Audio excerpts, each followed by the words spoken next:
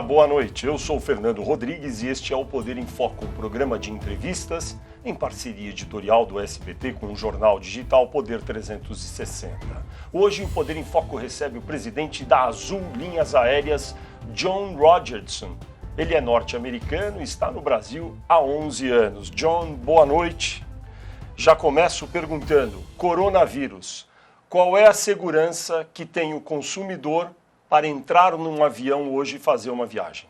Primeiro, nosso primeiro valor da Azul é segurança. Então, ninguém voa sem segurança numa aeronave da Azul. Então, o que nós estamos fazendo agora é que nós estamos limpando nossas aeronaves profundamente cada noite. E cada vez que a aeronave para, as mesinhas, as cadeiras, tudo está sendo limpo. Nós temos álcool gel a bordo.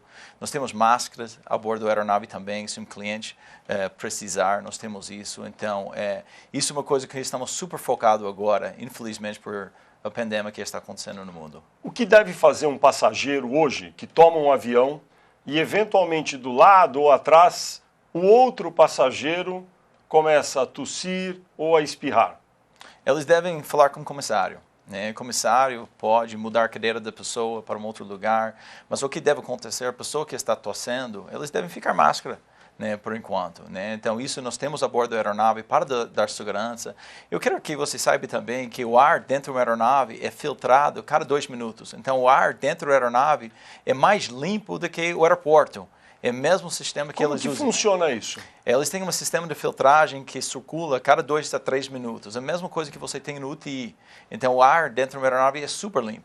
O ar dentro do avião é trocado 100% a cada 2 ou 3 minutos? Isso mesmo, isso mesmo. Ou seja, isso reduz a possibilidade de ficarem suspensos no ar os vírus, por exemplo. Exatamente. Então, por isso, é muito mais seguro estar dentro da aeronave do que fora, dentro de um shopping, dentro de um restaurante, alguma coisa assim. E também, nossos clientes sempre têm que tomar todas as providências que o Ministério da Saúde está dando. Sempre temos que lavar as mãos, nós temos álcool gel a bordo, então temos que tomar cuidado neste momento. Os passageiros hoje, ao entrar num avião, são avisados que o avião tem álcool gel e máscaras disponíveis para quem precisar? Com certeza. Eles têm que se sentir seguros ao voar. As pessoas estão se sentindo ameaçadas por essa epidemia, ficam com medo. Se num voo qualquer todo mundo ficar com medo porque 2 ou 3 espirraram, a Azul e as outras companhias aéreas estão distribuindo máscara para todo mundo, por exemplo? Nós podemos fazer isso, mas nós temos que lembrar que a pessoa que deve usar máscara é a pessoa que está tossendo, e não todos os passageiros. Mas isso é uma coisa que cada um tem que tomar as providências, mas, como eu falei, é seguro para viajar e o mundo precisa se conectar. A pessoa entra, está com a mão limpa, chega, passa álcool gel na entrada do avião, lá no corredor, senta. Aí ela coloca a mão na cadeira, na mesinha, às vezes mexe na janelinha. Aí no meio da viagem chega a aeromoça ou o comissário de bordo, a comissária, e distribui um saquinho de amendoim, uma bolachinha. Como que ela limpa a mão nessa hora para comer esse lanchinho? O primeiro, tudo que aquela pessoa tocou foi limpo desde a última viagem. Então, deve ser a primeira pessoa para tocar a televisão, a mesinha, o janela e tudo. Então, isso já foi limpo antes. Mas nós temos coisas a bordo que eles podem lavar as mãos. Então, os comissários vão distribuir isso se alguém pedir para lavar as mãos antes de tomar todos os nossos snacks que nós temos à vontade em nossas aeronaves. Quer dizer, a pessoa entra, senta na cadeira, aquela televisão, a tela touchscreen, o braço da cadeira, a janelinha, a mesinha, tudo terá sido higienizado antes de iniciar o voo. Isso mesmo. Não sempre foi assim, mas mudou. Mudou nos últimos 2, 3 semanas. Então, é bem diferente agora do que foi antes.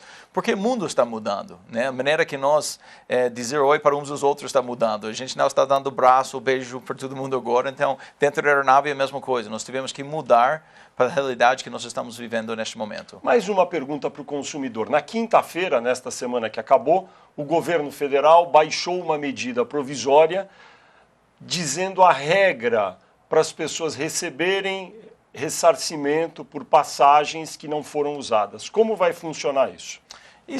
O que nós temos que fazer agora é proteger esta indústria, porque nós somos sob ataque pelo mesmo vírus. Então, o que o governo fez foi para ajudar neste momento, porque tem muito mais pessoas cancelando do que booking. Então, isso vai ajudar a pessoa a remarcar aqui no futuro. Quanto tempo os consumidores que tinham uma passagem e não voaram mais porque cancelou o voo, porque eles não queriam ir, quanto tempo eles têm para receber o dinheiro ou para remarcar? 12 meses. Então, e a gente acredita que isto vai passar.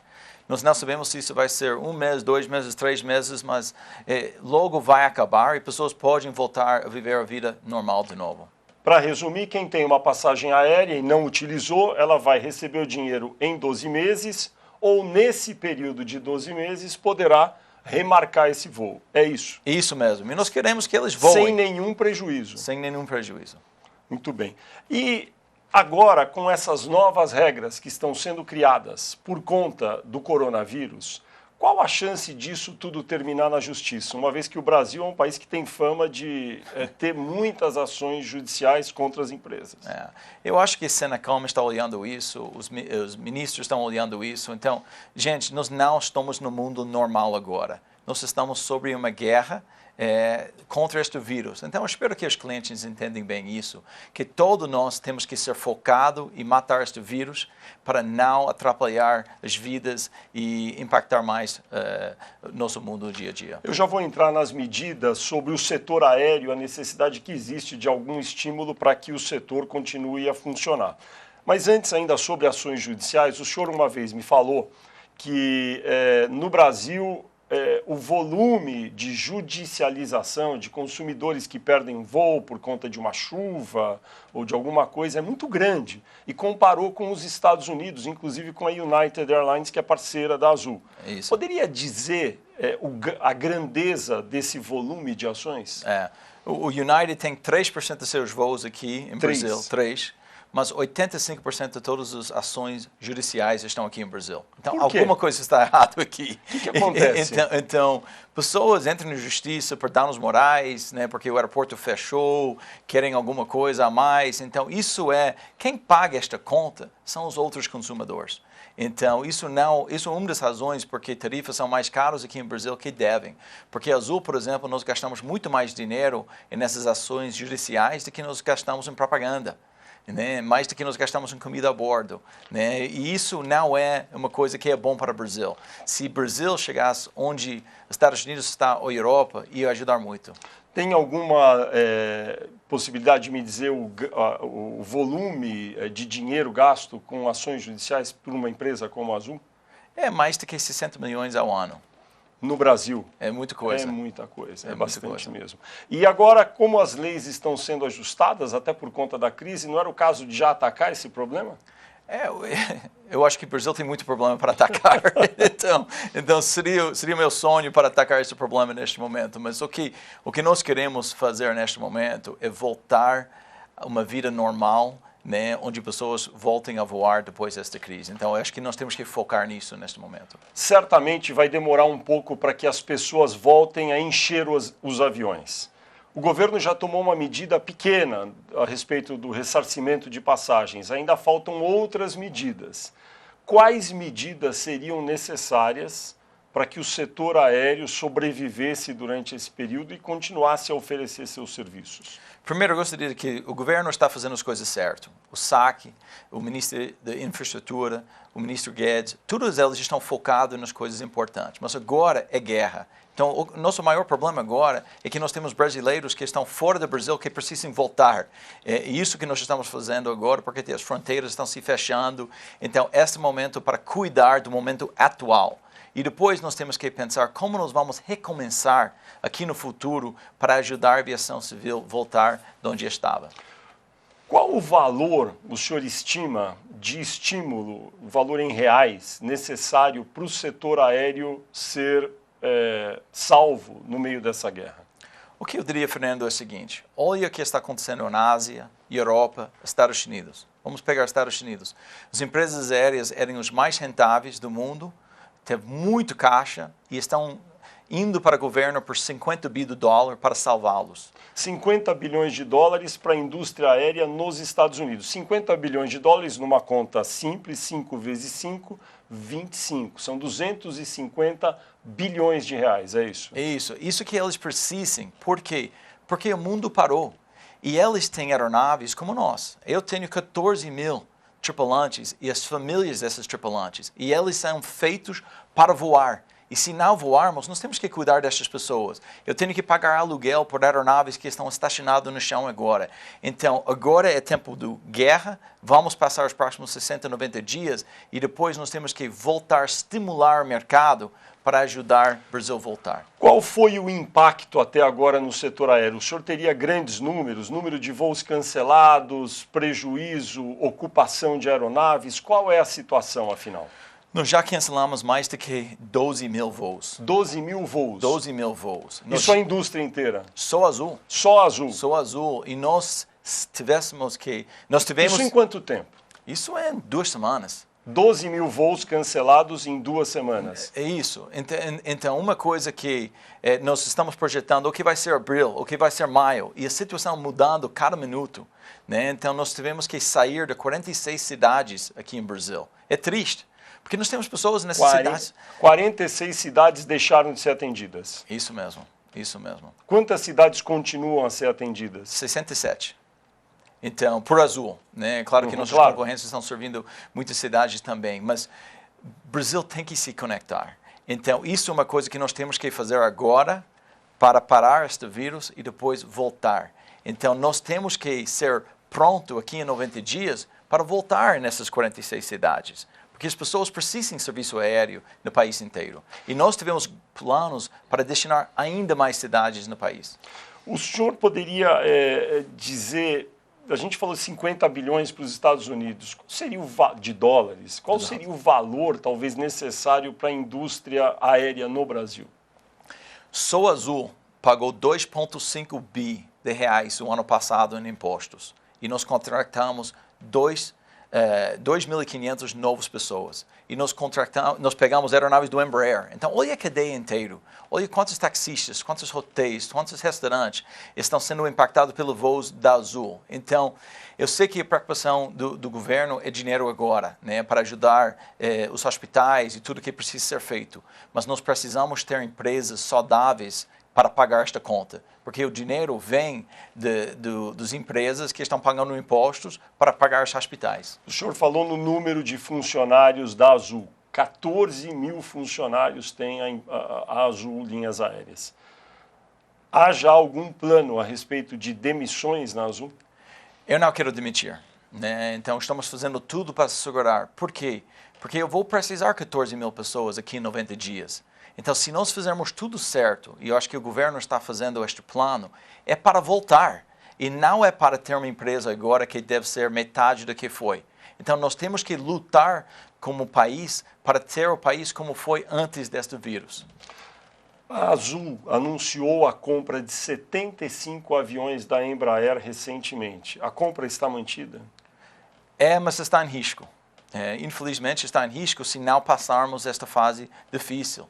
Então isso mostra que o Embraer tem milhares de empregos também. Então não vale a pena fabricar uma aeronave para uma empresa que não está em condições para recebê-lo. Então por isso nós temos que fortalecer a caixa das empresas agora para que toda a cadeia vai se beneficiar disso depois. Vou dar alguns números aqui da indústria aérea no Brasil. Segundo a Associação do Setor, a aviação comercial brasileira representou 1,9% do PIB nacional em 2018, esse é o último dado, e o setor aéreo tem um impacto de 131 bilhões na economia por ano e quase responsável por quase 2 milhões e 400 mil empregos. É muito difícil que isso seja mantido. O que o senhor está prevendo de encolhimento nesse cenário, ainda que tenha ajuda? Fernando, uma coisa que eu acho triste agora é o seguinte.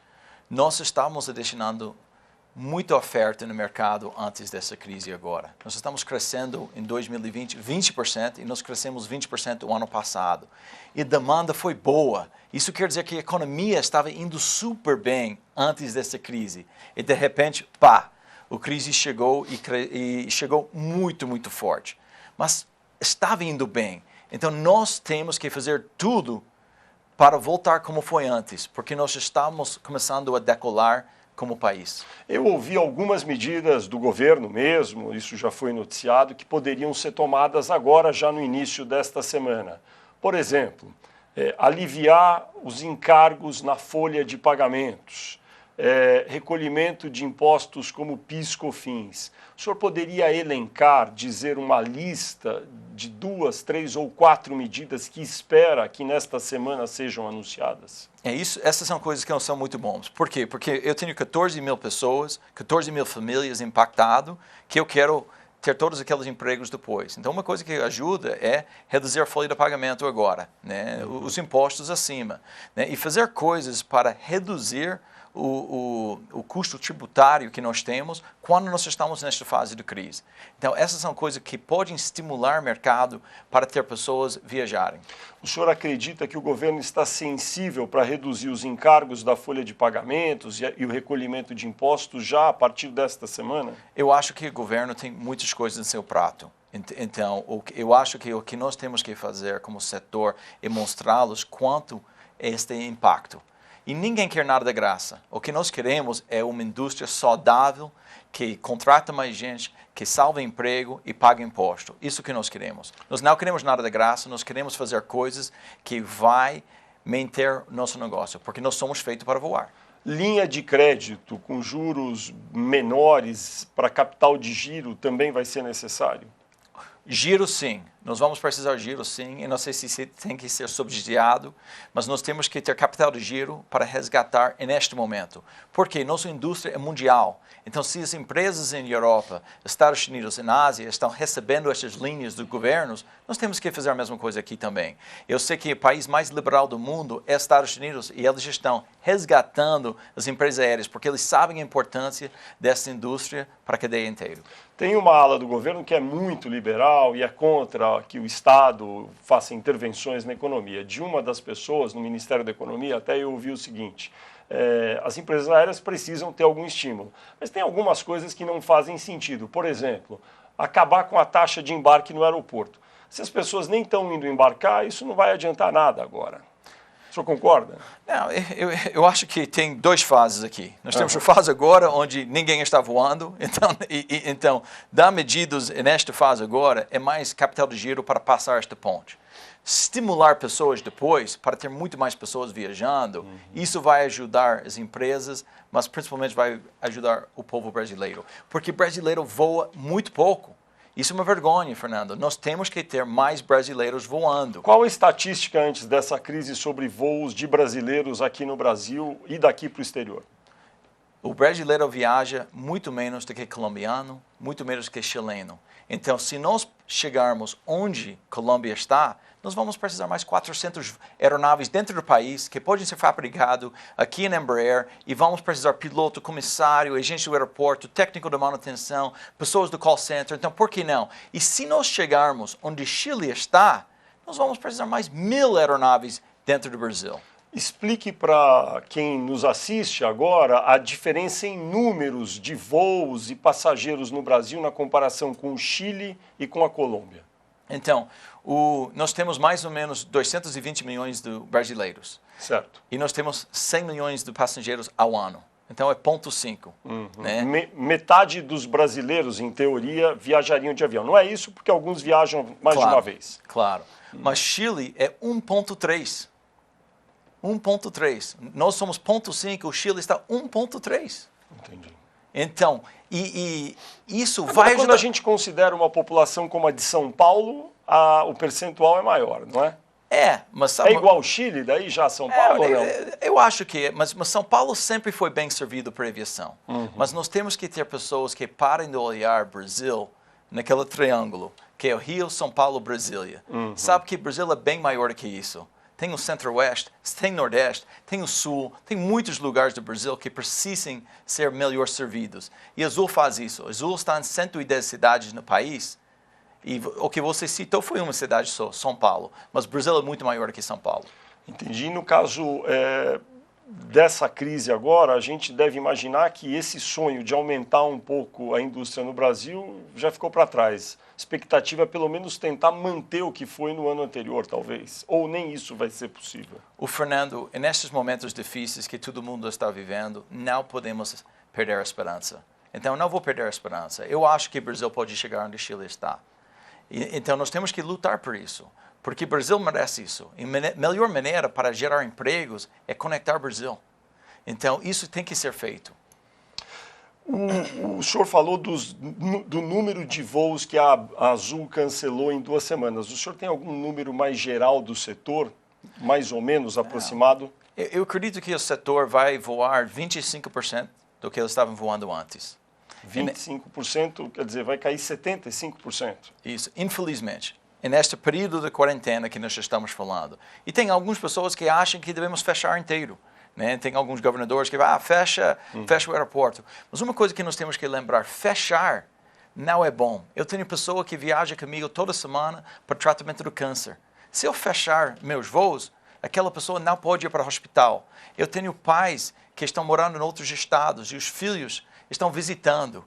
Então, se nós fecharmos a aviação, isso não é bom para o Brasil. O senhor acha que mas essas decisões já foram tomadas em vários países, de fechar espaço aéreo para estrangeiros, por exemplo. O Brasil acaba de tomar uma decisão que fecha o espaço, a entrada de estrangeiros por via aérea de muitos países, a União Europeia inteira. Nesse caso, foi uma decisão errada, talvez? Não, eu acho que toda decisão vai ser criticado e ninguém sabe a solução certa. Então, eu entendo o lado dos governos. Puxa, é uma situação bem difícil e ninguém tem as respostas certas. E quando você está falando em vida, é muito difícil tomar essas decisões. Mas o que eu diria é o seguinte, então, nós temos muitos voos dentro do Brasil e tem muitos brasileiros que não conhecem o próprio país. Tem muito brasileiro que prefere ir para Miami do que ir para o Nordeste. Tem muito brasileiro que nunca viu Foz do Iguaçu, mas conhecem Paris. Então, talvez isso seja o tempo que podemos focar muito mais aqui dentro do Brasil e ver as belezas que nós temos aqui dentro do Brasil. Aliás, nessa discussão vem a taxa do dólar, que em alguns momentos é um pesadelo para a indústria aérea, porque o preço do petróleo é em dólar. Por outro lado, o petróleo também passa por um momento de depressão dos preços no mercado internacional. O dólar mais alto, em teoria, favoreceria o turismo interno no Brasil. O petróleo mais baixo ajuda as empresas aéreas, só que isso não está sendo aproveitado, é isso? Eu cheguei aqui em Brasil e o dólar foi 1,58. Agora é 5. Então, eu não ia ter ficado se eu soubesse que ia até 5.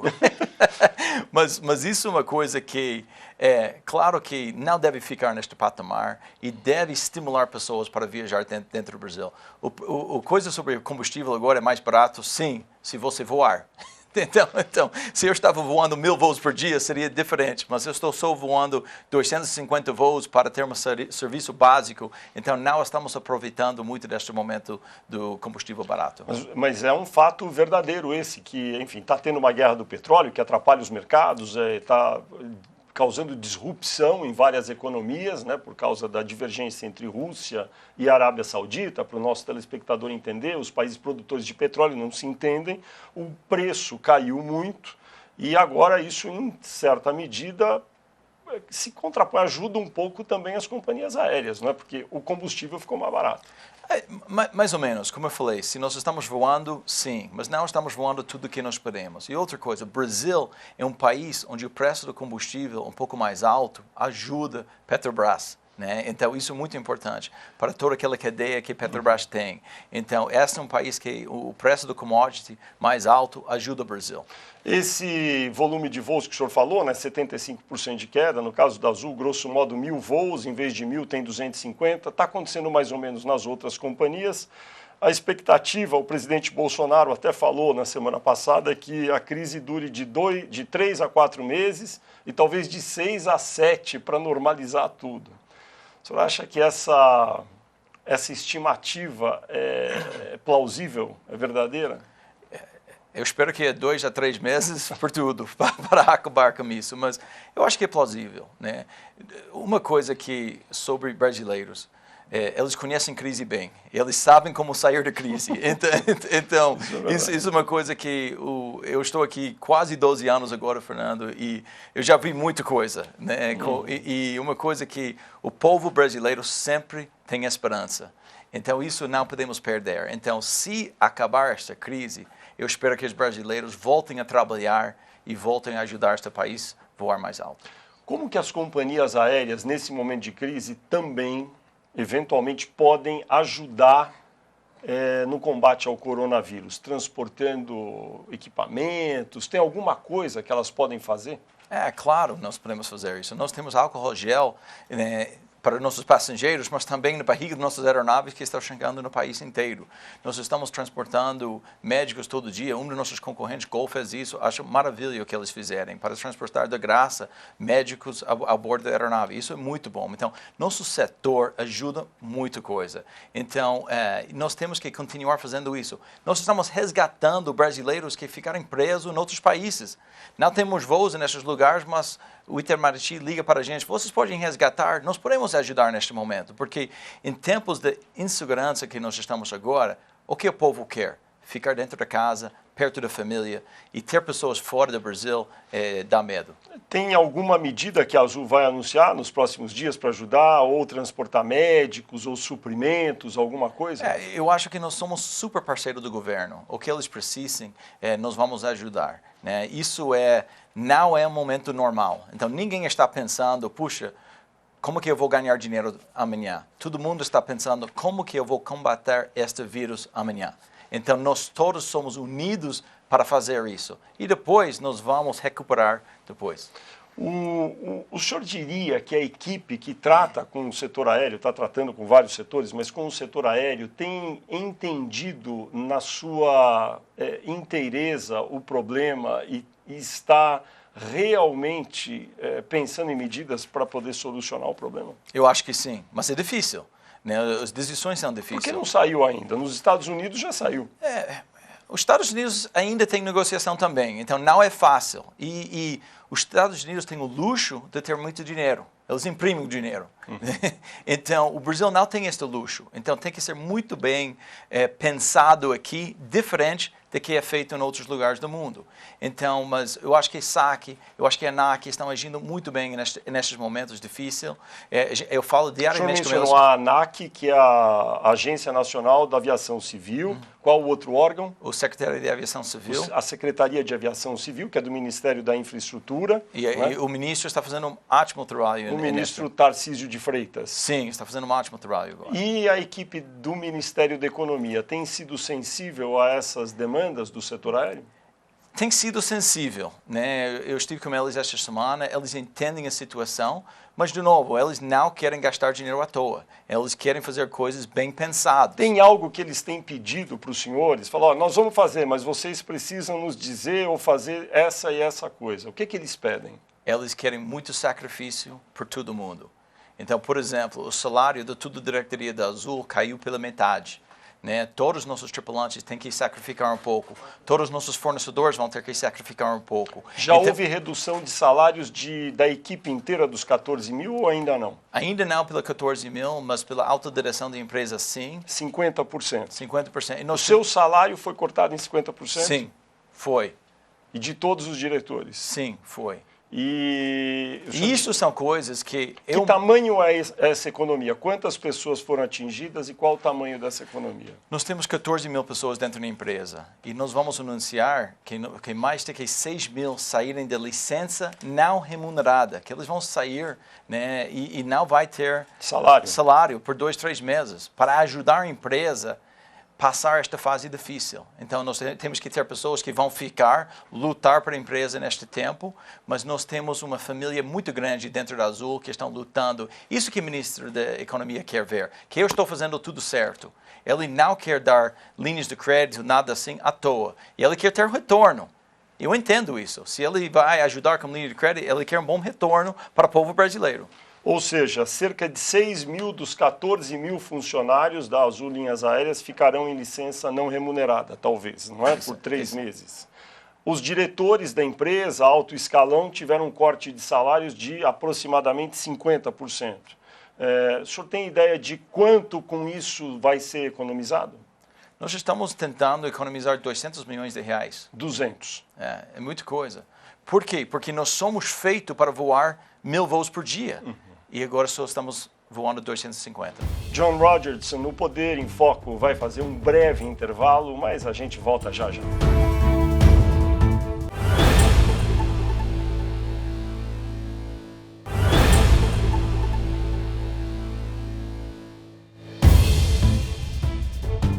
Estamos de volta com o Poder em Foco, um programa de entrevistas do SBT em parceria editorial com o jornal digital Poder 360. Nesta edição, eu entrevisto o presidente da Azul Linhas Aéreas, John Rogerson.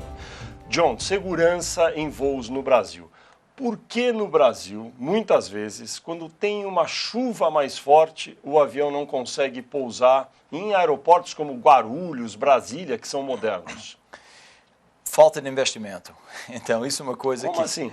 Porque você não tem problemas assim nos Estados Unidos ou Europa, mas tem sistemas como a ALS que devia ter sido investido nesses aeroportos que permite que as aeronaves possam pousar à vontade nessas condições. Como é o nome desse equipamento que falta? ILS. ILS. Isso. E o que ele faz? Ele tem luzes que falam com a aeronave, que a aeronave pode pousar quase sem ver nada. Então, isso, com tranquilidade, é mais seguro até. Então, essa é uma coisa que faltou por muitos anos, este tipo de investimento aqui em Brasil.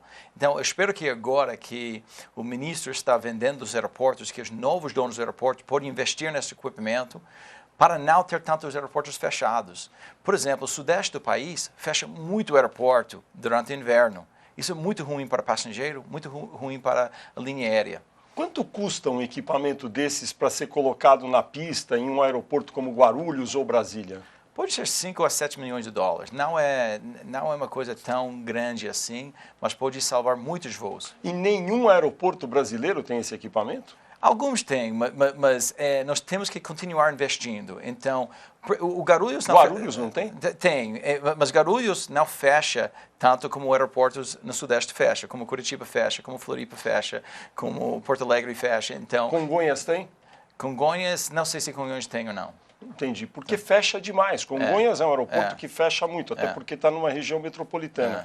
Então, quer dizer que é essa que é a diferença. No Brasil, quando chove um pouco mais forte, a falta desse equipamento impede o pouso do avião, o voo é cancelado. Isso. Nos Estados Unidos, inclusive, muitas vezes até neve, um tempo muito fechado e o avião consegue pousar. Isso mesmo. É essa a razão. Isso mesmo. E uma coisa que é diferente aqui em Brasil é quando você não pousa por causa da neve e coisa assim, nos Estados Unidos, a empresa aérea não é culpada nisso. Aqui em Brasil é. Então, é uma coisa interessante que nós não podemos investir no aeroporto, mas nós somos culpados quando o aeroporto fecha. Então, acho que isso tem que ser mudado. Quer dizer que no Brasil, se o aeroporto fecha, o voo é cancelado, o consumidor, o passageiro, tem o direito de ir à justiça e cobrar da companhia aérea. Isso, eles podem ter hotel, comida, refeição, tudo isso que é culpa nossa, mas nós não temos direito para investir no aeroporto. Porque a lei obriga a companhia aérea, em determinados casos, acho que depois de 4 horas do atraso de um voo, oferecer hotel, transporte terrestre até o hotel, comida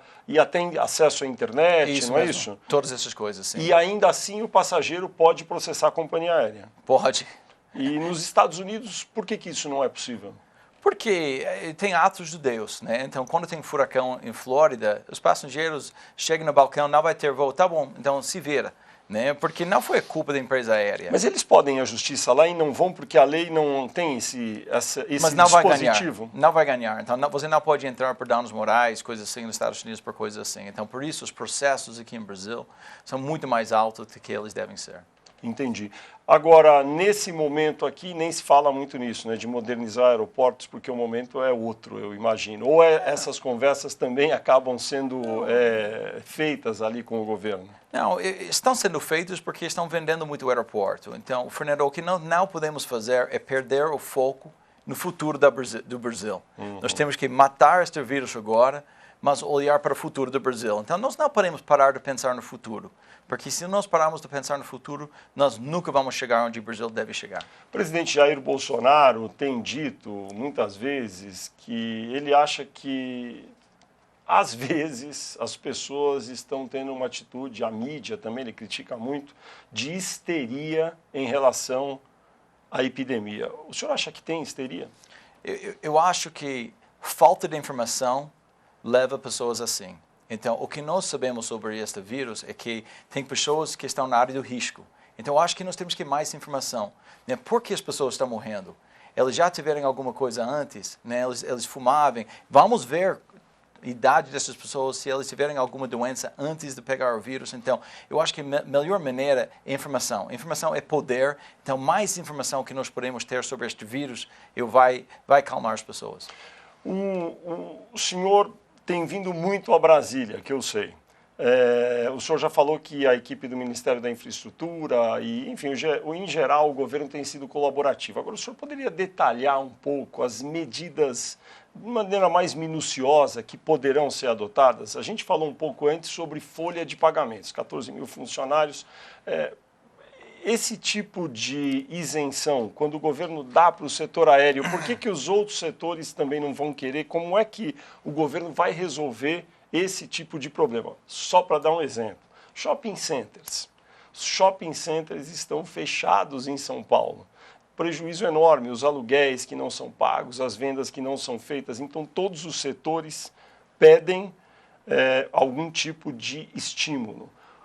O governo não tem dinheiro para dar estímulo para todos. Como é que ele vai escolher os setores corretos para oferecer? Fernando, eu acho que você está falando em estímulo como alguém está dando algo para o setor aéreo. O que eles estão olhando é dar medidas como linhas de crédito, né, tempo para pagar impostos. Ninguém está pedindo nada de graça. O que nós queremos é algo para passar esta fase difícil. E nós somos uma indústria mundial. Eu estou concorrendo hoje com a American Airlines, que recebeu 50 bi do Donald Trump. Então, como que uma empresa brasileira pode concorrer, né, cara a cara com uma empresa que está recebendo dinheiro do governo nos Estados Unidos? Isso não é justo. Então, para proteger empregos aqui no Brasil, nós temos que proteger as indústrias que estão concorrendo mundialmente. E, obviamente, nesse cenário em que as empresas aéreas brasileiras, como a Azul, no caso, que foi constituída aqui, possam ficar vulneráveis, a chance de haver alguma tentativa ou interesse por parte de empresas estrangeiras comprarem as empresas brasileiras pode existir também? O senhor vê o mercado brasileiro atrativo para a vinda de capital estrangeiro de outras empresas? Com certeza. Se Donald Trump dá 50 bi de dólar para as empresas aéreas americanas, eles ficam muito fortes. Nada é feito aqui para o Brasil. Todos nós quebramos aqui, eles compram a gente por quase nada. Você acha que eles vão investir no Brasil como nós estamos investindo? Você acha que eles vão comprar uma aeronave local como o Embraer, como nós estamos fazendo? Você acha que eles vão voar para a Alta Floresta, para Cuiabá e esses destinos? Eu não acho que não. Então, nós temos que proteger a indústria brasileira, porque nós não podemos ser vendidos para os americanos que vão reduzir brutal o que nós estamos fazendo. Nós estamos servindo mais de que 100 destinos aqui no Brasil e eu quero que isso chegue a 150 a 200. O senhor é norte-americano, está aqui há quase 12 anos já, mas a Azul é uma empresa brasileira. Explique para o nosso telespectador como é a composição acionária da Azul, que é brasileira. Nós somos listados aqui na Bolsa, aqui no Bovespa, também nos Estados Unidos, mas foi um grupo que saiu da JetBlue nos Estados Unidos. JetBlue, empresa americana de aviação. Isso, 12 anos atrás, para formar Azul aqui no Brasil. Então, nós compramos uma aeronave local do Embraer e começamos de zero um novo conceito do negócio aqui, voando onde os grandes caras não queriam voar. E isso é onde nós chegamos hoje. Quem é dono da Azul? O dono da Azul são as pessoas que compram nossas ações, mas também nosso fundador, David Neeleman, ele tem o controle do voto. Ele nasceu aqui no Brasil. David Neeleman é brasileiro? Ele é brasileiro. É brasileiro-americano, como o meu filho é. Nasceu no Brasil, mas fez carreira no outro país. É isso. E hoje ele é o acionista majoritário da Azul? Do controle, sim. Do controle. Mas a Azul é listada em bolsa e é uma empresa constituída no Brasil. O senhor enxerga a Azul, que é a Azul das 3 empresas que atuam no Brasil, né, Latam, Gol e Azul, a Azul é a menor. A Azul é a mais vulnerável para ser, talvez, comprada por uma estrangeira? Menor em qual sentido? Eu tenho mais voos por dia, eu sirvo mais cidades e nós temos o melhor produto. Em faturamento? Em faturamento, sim. Então, mas isso não é a maneira que nós medimos, né? Nós achamos que nós temos muito mais para fazer. Então, antes dessa crise, eu tinha a intenção para dobrar a empresa em 5 anos. E nós estávamos no caminho para fazer isso. Eu espero que essa crise passe logo para que nós possamos voltar a dobrar esta empresa. John, o Poder em Foco fará mais um pequeno intervalo, mas a gente volta já já.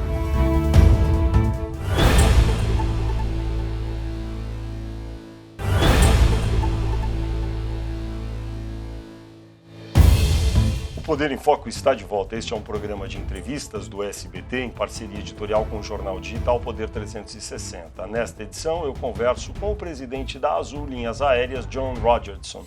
John, as empresas aéreas que atuam no Brasil não têm um histórico de serem muito amigáveis entre si.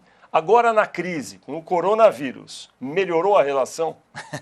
Um pouco sim, mas não devemos ser amigáveis como nossos concorrentes, né? Isso é negócio, então nós estamos lutando para crescer, estamos lutando para ter mais lucro do que o outro, mas neste momento, nós não estamos concorrendo neste momento.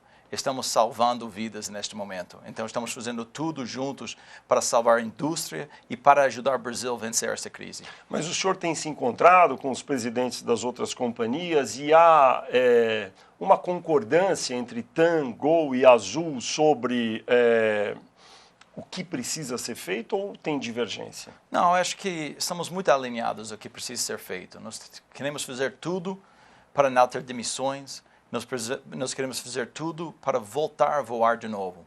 Nós temos muitas aeronaves que estão estacionadas no país inteiro pelas 3 empresas aéreas. Então, o que nós estamos tentando fazer é ver maneiras que nós podemos ajudar uns aos outros neste momento para voltar a voar. O fato de a Azul, em faturamento, não em número de voos, ser a menor das 3 em faturamento, torna a Azul um pouco mais vulnerável do que a TAM e a Gol neste momento? Eu acho que não. Nós éramos uma das empresas aéreas mais rentáveis do mundo ano passado. Nós entramos nesta crise bem e nós vamos sair dessa crise. Então, Azul é diferente. Nós fazemos algo bem diferente do que os nossos concorrentes fazem. A gente voa por muito mais cidades que eles não voam. Então, a gente compra aeronave local. Então, a gente não está mais vulnerável, mas todos nós estamos sendo impactados pela crise.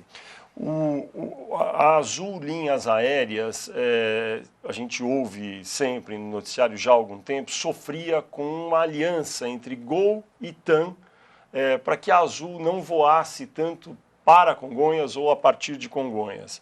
Como está a situação hoje? Qual a participação da Azul nos voos de Congonhas? Nós somos ainda muito humildes. Nós tentamos entrar o ano passado bem forte comprando a Avianca, e nós queríamos ter aquela empresa como a nossa. Teve 5.000 pessoas que perderam o emprego naquela luta entre nós. E nós queríamos contratar aquelas pessoas e ter a Avianca como parte da nossa família. Infelizmente, não deu certo, mas ainda estamos lutando. Hoje, Congonhas é um dos aeroportos mais importantes do país, porque está na região metropolitana de São Paulo. O senhor diria, hoje, para o nosso telespectador entender, quantos por cento os slots, não é, a possibilidade de ter voos em Congonhas, tem Azul, Gol e TAM? Está mais ou menos quanto percentualmente? Nós temos mais ou menos 7% de Congonhas, né? E eles têm o restante. Então, você pode ver, obviamente, não é justo, não é fair, né, para uma empresa aérea como a nossa, só ter 7% daquele aeroporto. Mas isso não, o fim não chegou ainda, então vamos continuar lutando. Mas que tipo de medida pode ser tomada? Porque, na verdade, as empresas no Brasil funcionam assim, elas compram o direito de ter determinado número de voos por aeroporto. Se elas já compraram, é muito difícil de mudar. Mas isso é uma coisa que, primeiro, Congonhas deve ter mais voos hoje do que tinha, do que tem. Então, 12 anos atrás, quando eu cheguei aqui em Brasil, teve mais voos em Congonhas do que tem hoje. Então, como que você pode ter um ativo do povo brasileiro com menos voos, menos assentos do que 10 anos atrás? Então, isso tem que mudar. Então, nós podemos aumentar a capacidade. Eu não tenho que tirar do Gol e TAM para ter mais voos em Congonhas. Só temos que abrir mais o aeroporto de Congonhas para ter mais voos. E quem vai beneficiar disso é o consumidor. Mas será que é seguro? Todo mundo fala que Congonhas teve um adensamento demográfico muito grande. Quando Congonhas foi construído, ali ninguém morava quase naquela região. Hoje em dia está circundada por prédios, todo mundo fala até em reduzir o número de voos. E o senhor fala em aumentar. Será que é seguro? É seguro mesmo. Nós nunca faríamos algo que não é seguro.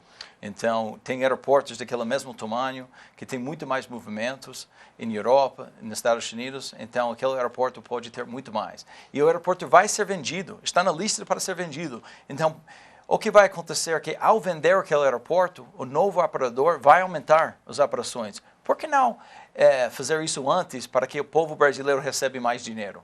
Eu acho que agora é tempo para fazer isso. Coronavírus, crise muito grande, expectativa de pelo menos 90 dias de dificuldades.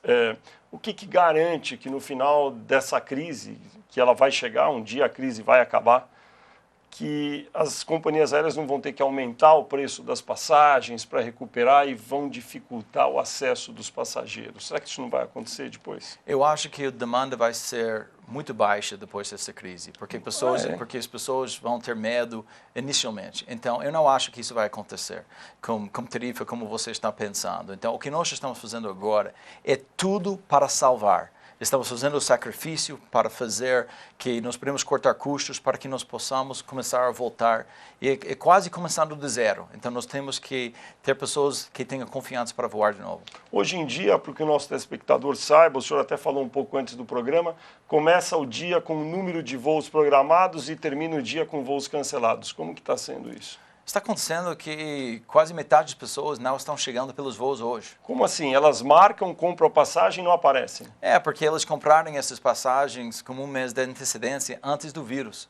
E seu mundo mudou tanto nos últimos 5 dias. Se você pensa 10 dias atrás, é bem diferente do que é hoje. Então, pessoas estão mudando. Algumas pessoas aqui em Brasília nem estão recebendo pessoas fisicamente mais, né? Então, tudo é teleconferência agora. Então, as pessoas compraram passagem. Em geral, os voos chama-se de no-show, né? A pessoa não aparece, não estão aparecendo, metade. Isso. Nossa, é uma situação terrível, mas... É triste. John Rogerson, eu agradeço muito a sua presença aqui no Poder em Foco, presidente da Azul Linhas Aéreas, mas eu agradeço também a você, telespectador, que acompanhou o programa até aqui. E eu aproveito para lembrar que você pode assistir a esta entrevista nos canais do SBT Jornalismo e do Poder 360 no YouTube. No próximo domingo, logo depois do programa Silvio Santos, tem mais um Poder em Foco, sempre conversando com personalidades do ambiente do poder. Eu espero todos vocês aqui. Uma boa semana a todos.